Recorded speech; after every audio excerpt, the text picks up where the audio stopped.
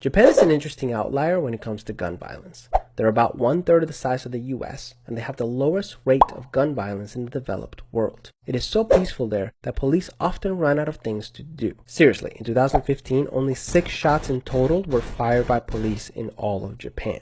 Japan's success is the result of several factors, including a history of wars, Japanese culture, and their current gun laws. The general feeling among Japanese citizens is that war and violence is terrible for the country, so they should do everything in their power to avoid going back to that. As a result, Japanese gun laws start with the premise that guns should not have a role in civilian society. That idea even extends into how the police operate.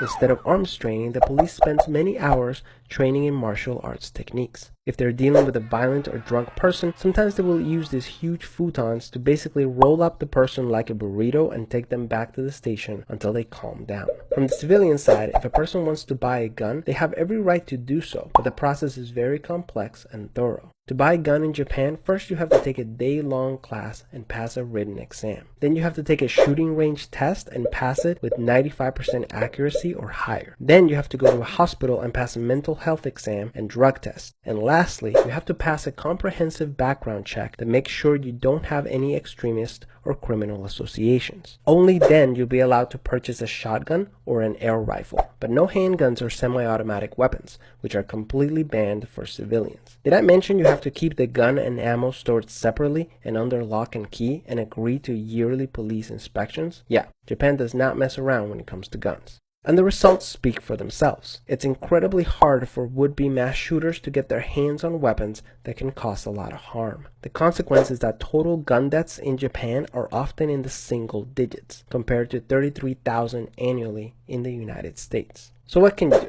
Even though there are cultural differences that make comparisons complicated, there's a lot we can learn from Japan. Mental health exams and more robust background checks, for starters, would immediately make it harder for potential mass shooters to arm themselves. The freedom to bear arms is currently costing us 33,000 lives per year. If we want to actually solve this problem, we have to do better than offer thoughts and prayers. Peace.